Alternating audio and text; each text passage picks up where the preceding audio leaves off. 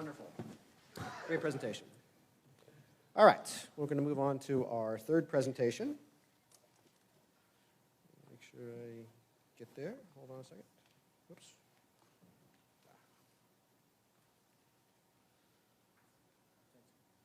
Don't touch it. All right. Okay, let me introduce our third speaker. Our third speaker is Bruce Tomblin. He's an emeritus professor at the University of Iowa. His research has been concerned with the causes and consequences of individual differences in language development and disorders.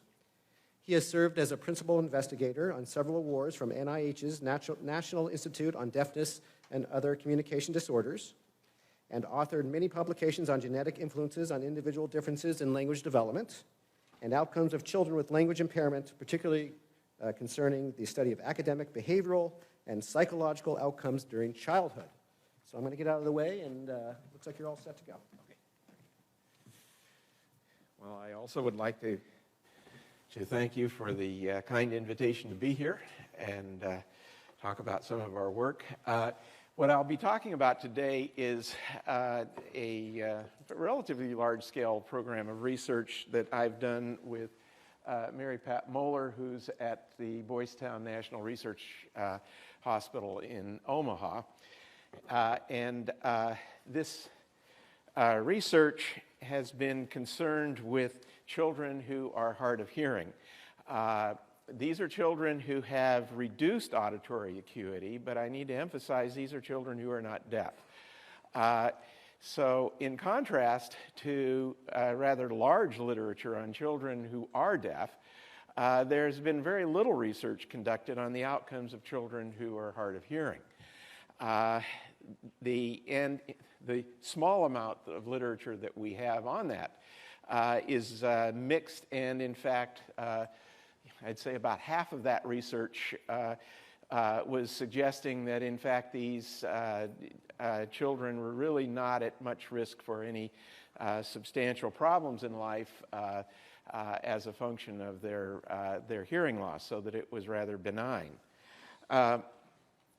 The research study that we did was rather broad, in part because there had been so few studies done with these children.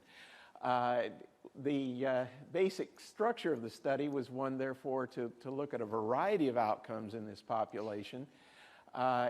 And so we looked at obviously their hearing and speech perception, their speech production abilities, their language skills, their academic outcomes, psychosocial and behavioral outcomes, as well as we looked at family outcomes. And then we also wanted to include looking at interventions and how those interventions had an impact on these outcomes, essentially moderating or reducing the impact of the hearing loss on these outcomes. So I guess on the theme of talking about measurement, you could see, therefore, that we had a lot of measurement that went on, and we were oftentimes challenged by trying to deal with any number of these measures to try to employ them to address the questions that we had. Today, I'm going to focus actually on just one of these outcomes, and that is language skills in these children. And so we'll look at that, and we'll look at and actually, I guess I should say, we'll also look at one clinical intervention, one of the primary clinical interventions, and that is the impact of wearing a hearing aid on the language outcomes. Just as a way to frame this, although it's still somewhat controversial, we, at least in our project, made the assumption that exposure to linguistic input is essential for language development. That's not too audacious, I don't think. Although within the language acquisition community, there has certainly been a lot of belief that perhaps there's only a minimum amount of input that's necessary, and the child can then essentially solved the problem of language acquisition with rather minimal and degraded inputs. And that, in part, therefore, allowed people to think that, in fact, a mild to moderate or even moderately severe hearing loss, since it didn't deny the child access to language, was probably sufficient. That, in fact, the learning systems for language were so robust that beyond that, more wasn't necessary. But there are data, and in fact there is a strong move I think, in the field to acknowledge that characteristics of the language input to the child are associated with differences in language growth. And in fact, this morning's talks about the impact of poverty and home environment are very germane with regard to this, as there are now a number of studies attempting to look at the impact of parent input to children and that impact on language acquisition, and as well interventions to increase the amount of that, particularly in lower SES homes. So we also believe that language learning draws on statistical learning processes, and that requires that the child have access to a lot of the low-level details in the input for the child to then assemble all of these low-level statistical structures, the patterns that make up language, that then the child can build a language knowledge from. So therefore, any kind of that access to input and the quality of interaction are going to support language development, and anything that constrains that is going to, in fact, possibly impair the child's language development. So we're interested then in hearing loss as a possible constraint in that regard. And we want to know, therefore, are these limitations from accessing the input leading to problems of hearing loss? And so, I could just keep moving down here. It's important to understand that it could well be for these children as well that it's not as though they're always unable to get access or not, but it's more variable and inconsistent access. That sometimes they may actually be able to hear what is being said around them. In fact, we are quite certain they are. But anything that even limits the consistency or the regularity of that access is also going to have a negative impact. So the focus currently today is going to be on that aspect of our questioning that had to do with whether the enhanced audibility, the ability to get that input that is provided by hearing aids, does that in fact provide protection for poor language development? And oddly enough, no study until we did this study had actually looked at that question. There had been a number of studies that had looked, and I shouldn't say a number, but a small number of studies had looked at children with these mild hearing losses, mild, moderate, and actually up to severe. But they never took into account the fact that they had worn hearing aids. And yet, the hearing aids, we assume, were important and were provided for the very benefit of aiding the child in speech and language development. But nobody had ever demonstrated that. Nobody had actually tested it.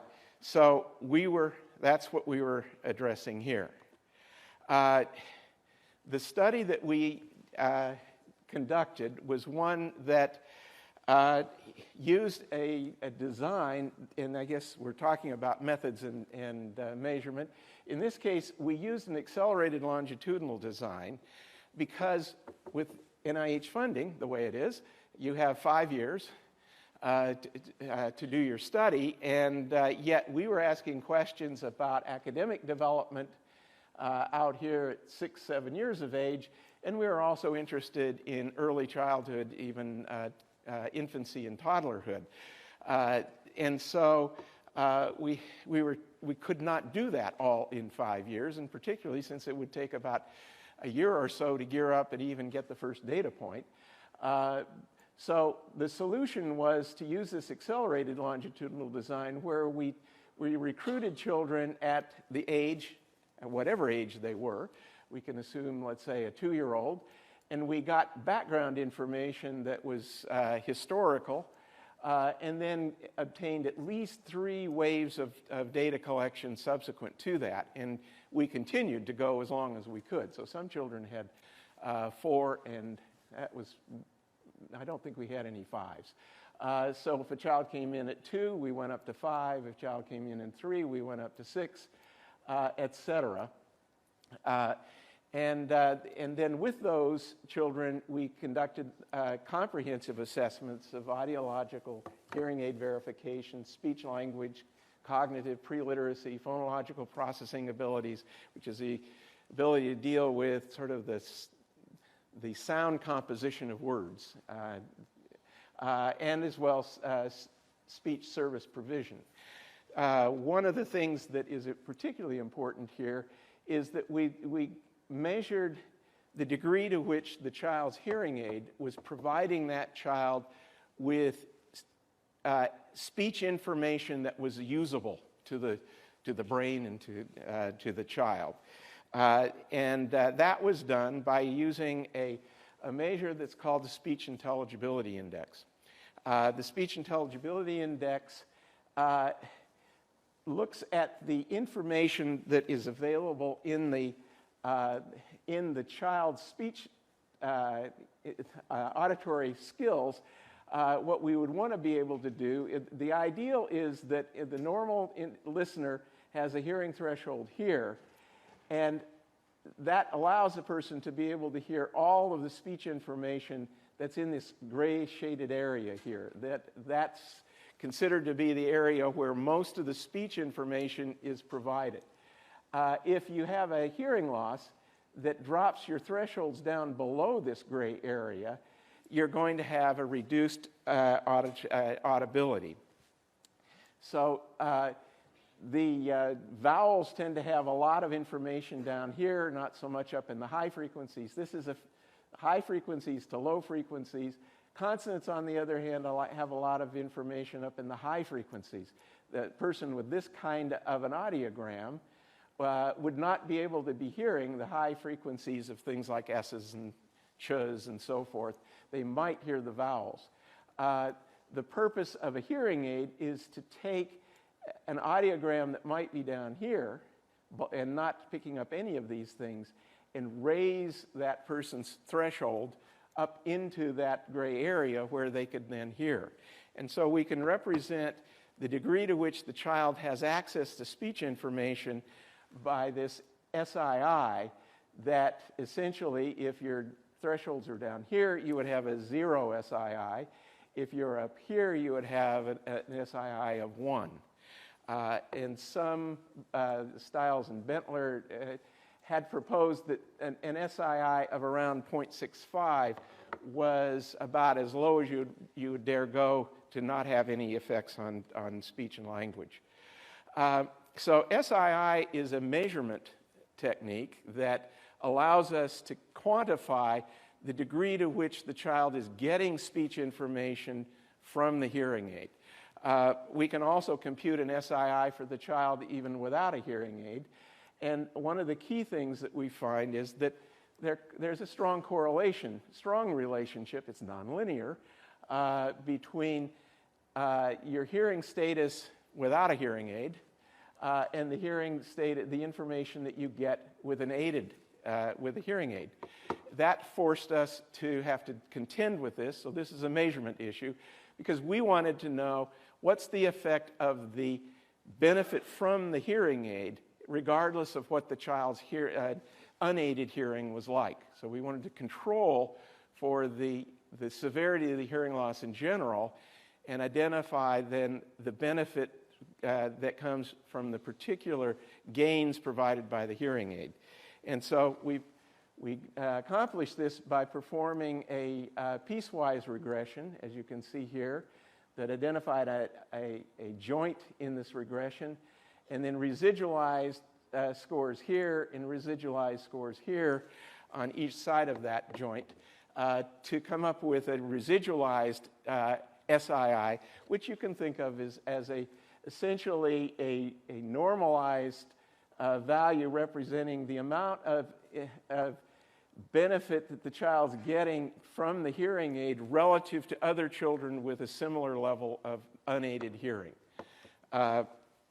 So this measurement technique had not been used before, and it allowed us to isolate the effects of the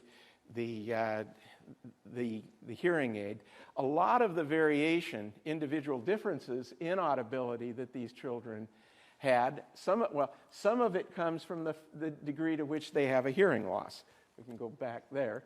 That's going to influence it alone. As you can see, children with poor hearing, which are down here, it's just much harder to give them the kind of lift that is needed to give them very high levels of audibility.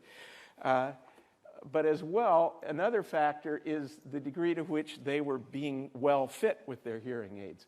Audiologists have available a algorithm to set what, in fact, given the child's hearing, what level of hearing the child should be able to get with a hearing aid.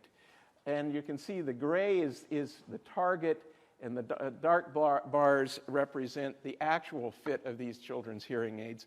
And so what we have here is some individual differences there that are coming from clinical practice as the audiologists are fitting them. A lot of audiologists are fearful of giving them too much amplification, that this might cause noise-induced hearing loss. So we see a pattern that there's a tendency to underfit. So we could exploit that difference. I guess this is another measurement thing. We exploited the difference in variance in the intervention to be able to look at the effects. And we could see some children had very low audibility. Okay, so because we had an accelerated longitudinal design, we could do a growth curve analysis.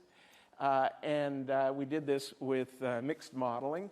And another whole talk could be given on the fact that at the language measures that we got at these different ages were done with different instruments. So we had to do a lot of factor analysis and to evaluate and show that, in fact, we were measuring the same language trait across these, even though the measures themselves were different. And in fact, we were finding that they were. So what we found was that there was, let me just advance the key thing we were looking for was either an SII effect itself, main effect, which we didn't find, but we did see an age by SII effect, which says that at 2 years of age, the differential amount of audibility that these children were getting didn't seem to be making a lot of difference with regard to their language. But as we moved on out to 6 years of age, the effect seemed to show up and seems to be a cumulative effect. We start out with no effect. At this point, we're getting the difference between these scores and these scores are about 3/4 of a standard deviation. So the effect size is pretty decent here. And what we see is that the children who had the lowest levels of audibility showed flat growth, which means that they were just staying on course because these were standard scores. But what we're seeing here is that the children who had high levels of audibility were actually showing gains, and these are gains relative to hearing children. So they're showing that initially they are behind, a little bit behind their hearing peers, and over time they're actually improving and catching up. So these data show us that, in fact, the hearing aid itself and the degree to which the hearing aid is providing good levels of audibility are providing a benefit during the preschool years to the children's language growth. having benefit from a hearing aid requires that the hearing aid be worn. And so we looked at that as well. Another measurement issue here. We wanted to know about the child's daily use of the hearing aid. The way that's typically done is to ask parents to report on how much the child is wearing the aid. Fortunately, for many of these children, they were wearing digital hearing aids that have algorithms in them that store the amount of time that the hearing aid is on. So we can assume if it's on, the child's probably wearing it. And so we decided to look at the validity of the parent report, because there was a lot of question about that, to the data logging. And you can see that there was a strong correlation. But we also learned that parents tend to overestimate by about 2 hours a day.